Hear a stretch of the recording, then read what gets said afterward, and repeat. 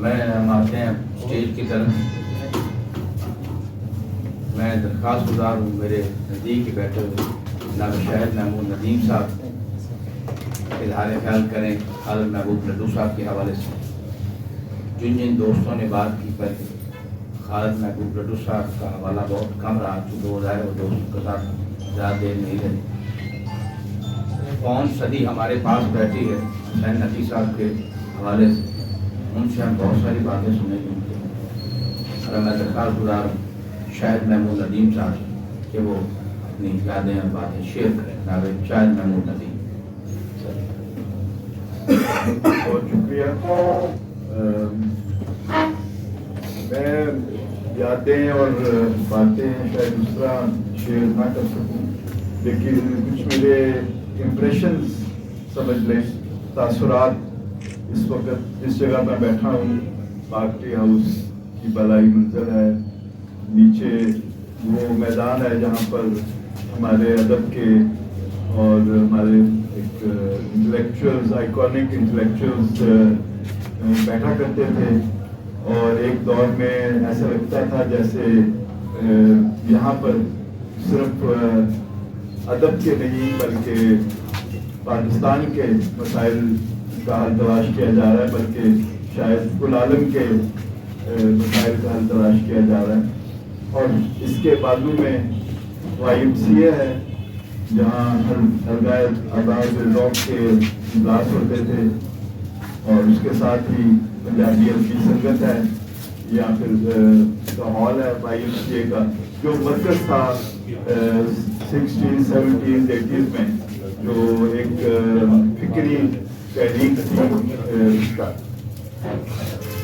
تو یہ عجیب زمانہ تھا. ایک تو آپ تھوڑا سا امیجن کریں 50-55 سال پہلے کا دور. تو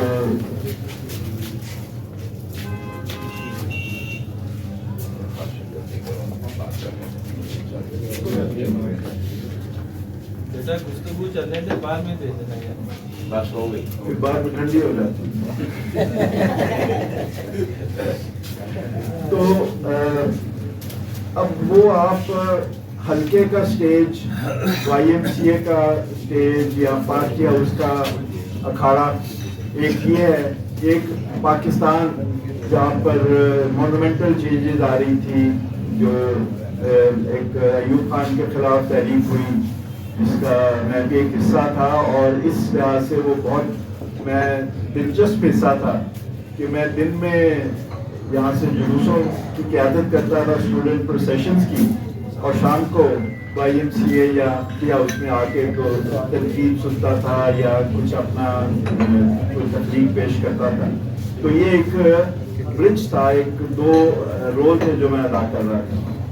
پھر پاکستان کے اسٹیج کے ساتھ ساتھ جو انٹرنیشنل اسٹیج تھا اس میں تیسری دنیا کس طرح ایمرج کر رہی تھی, اور کس طرح چین اور روس اور لاطینی امریکہ اور افریقہ میں جو ایک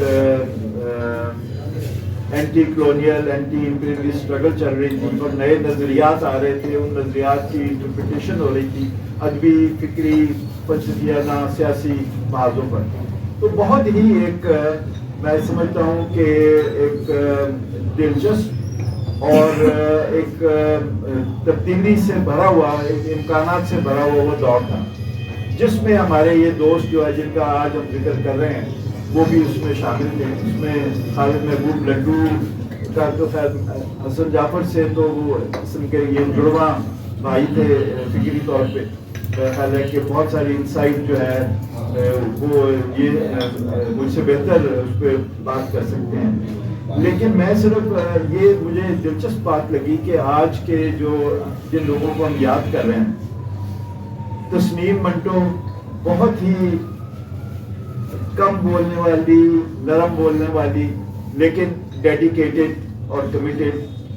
اس کے بعد رضی آبدی بہت ہی شائستہ گفتگو کرنے والے, تو اور لیکن نظریاتی لحاظ سے بے حد ریڈیکلائزڈ. اور دوسری طرف الطاف احمد قریشی جس کے کہکہے اور جس کی مونچھیں اور جس کی جو تکنی ہے جو اس سے لوگ دہل جاتے ہیں.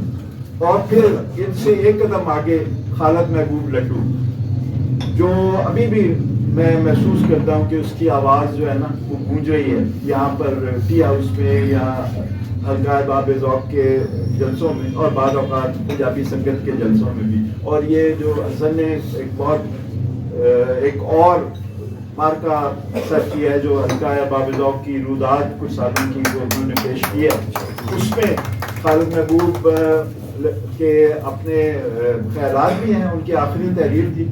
और फिर उसकी जो रुदातें हैं उसमें देखें कि किस तरह से वो आप महसूस कर सकते हैं वो जोश और वो बलबला और वो फिक्री तौर पे एक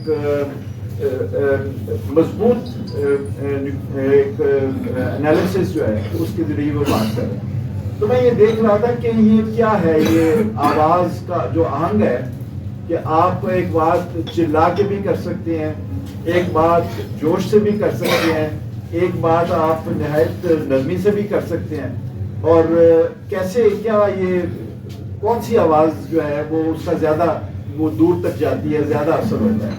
तो हम जो मिडल या अपर मिडल क्लास या शहरी तबके के लोग हैं जो यहाँ के शहरों के बड़े शहरों के कॉलेजों में पढ़े हुए हैं, तो शायद हम जो है वो समझते हैं कि नफासत से ज़रा उर्दू और अंग्रेज़ी जो तर्ज़ तालीम या जो एक रिवायत है उसके लिहाज से, जिसके यहाँ पर सरखेल थे इंतज़ार हुसैन और शोहरत बुखारी, अंजुम रुमानी, बहुत ही मतलब है एक प्यार से और ठहराव के साथ बात करने वाले, और उनके मुकाबले में डॉक्टर अजीज़ुल हक और उनके साथ फिर खालिद महबूब लड्डू और कुछ और उस ज़माने के जोशीले लोग थे जो जी हाँ अहमद मुश्ताक थे, इफ्तिखार जालिब थे।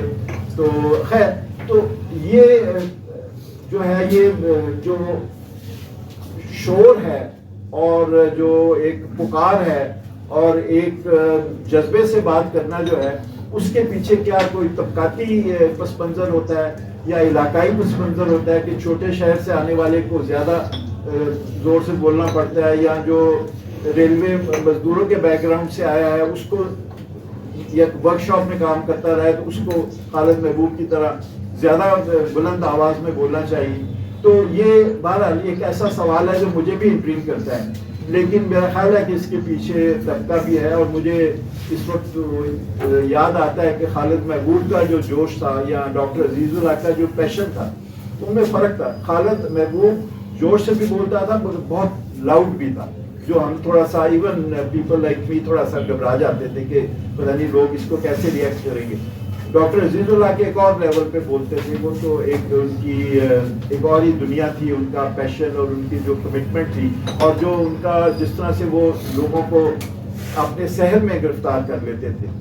तो मुझे लेकिन भगत सिंह का एक वाक़या याद है कि जब भगत सिंह ने असम्बली में बम चलाया जिसकी बुनियाद पे उसके खिलाफ फिर केस चले और फिर उसको शहादत नसीब हुई, तो वहाँ पर ये उन्होंने अपने डिफेंस में कहा था कि ये हमने किसी को नुकसान पहुंचाने के लिए नहीं कहा था, ये हम चाहते थे कि ये आवाज़ पहुंचे, क्योंकि इस शोर में आवाज़ नहीं सुनी जा रही थी। तो हमने वो बम इसलिए फोड़े थे ताकि लोग एक दफ़ा चौकन्ने हो जाएं, उनको हमारी भी आवाज़ सुनाई दे।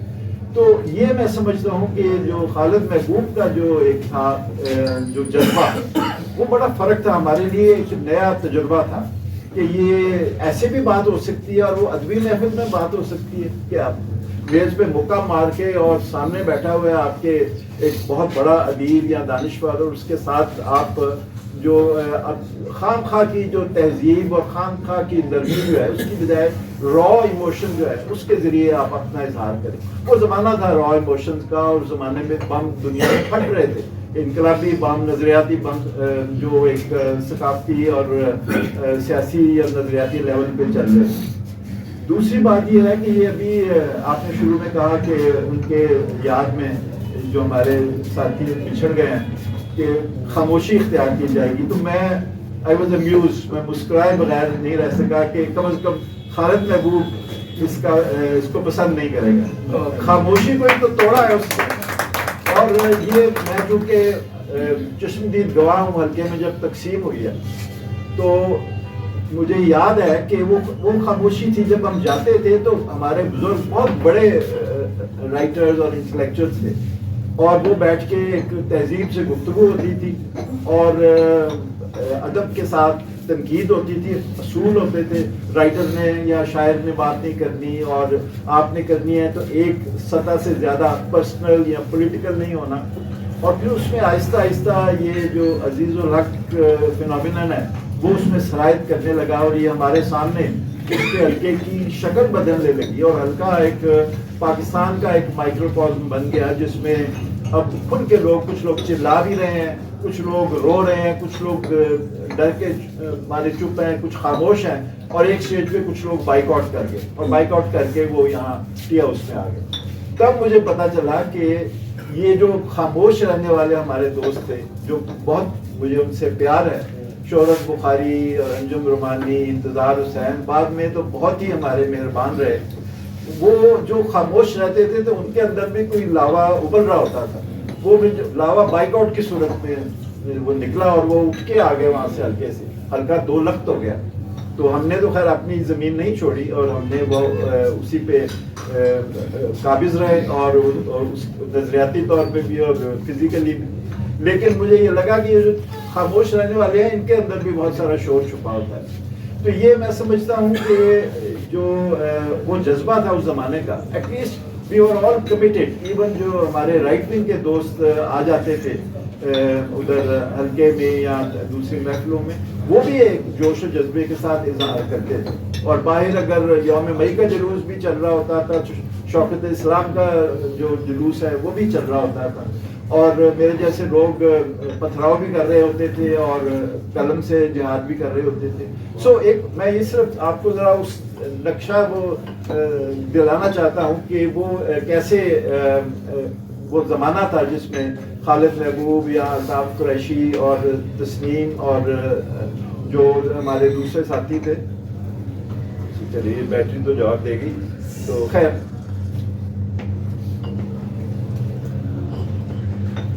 تو اب ہمارے لیے اس وقت ان کی کیا ریلیونس ہے, اب یہ اصل بات ہے.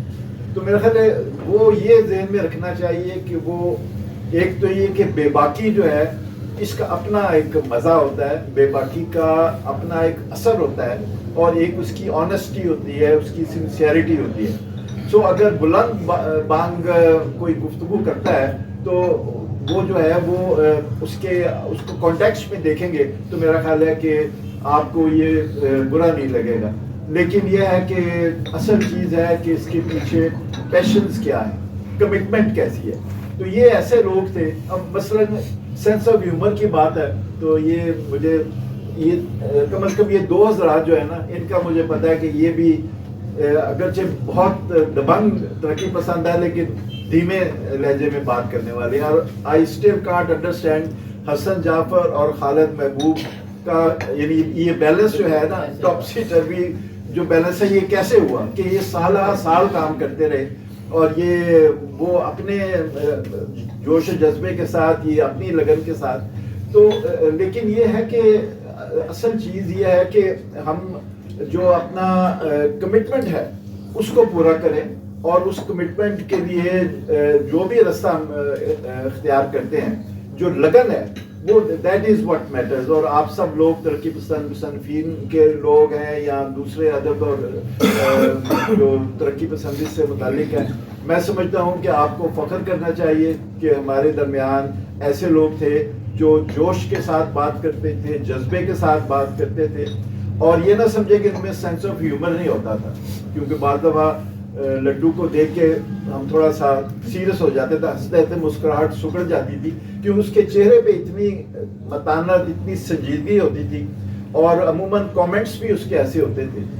تو یہ ہے کہ ہم ذرا سنبھل کے چلتے تھے. جیسے ٹیچر آ گیا ہے تو آپ کلاس جو ہے وہ ذرا ٹینشن ہو جاتی ہے, یا جرنیل آ گیا ہے تو جو سپاہی ہے وہ ٹینشن ہو جاتے ہیں. لیکن اس کا پھر مزہ یہ تھا کہ جب کہیں پر مسکراہٹ تھوڑی سی آتی تھی, تھوڑا سا سینس آف ہیومر آتا تھا, تھوڑا سا لطیفہ آتا تھا, تو وہ لگتا تھا کہ خلا میں بہار آ گئی ہے. اس کا پھر مزہ ہی اور ہوتا ہے. تو let's remember them, let's celebrate them, and let's take inspiration from all these great people who helped us in shaping the progressive narrative of today. Thank you.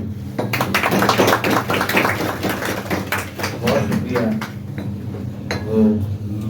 बात की बड़ी खुशी होती है जब मैं एक सीनियर को कॉल करता हूँ और 90 साल का उम्र इस पर तालियां हो जाएंगी।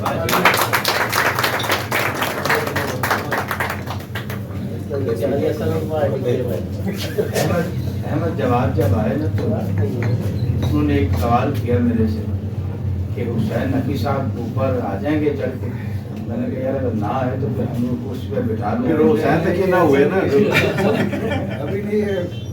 तो मेरे ख्याल में जो प्रोग्रेसिव हो तो अपने नज़रिए में बड़ा कार्बन होता है और वो ज़िंदगी के आखिरी लम्हे तक लड़ता रहता है मसाइल से हिम्मत और तौफीक के साथ।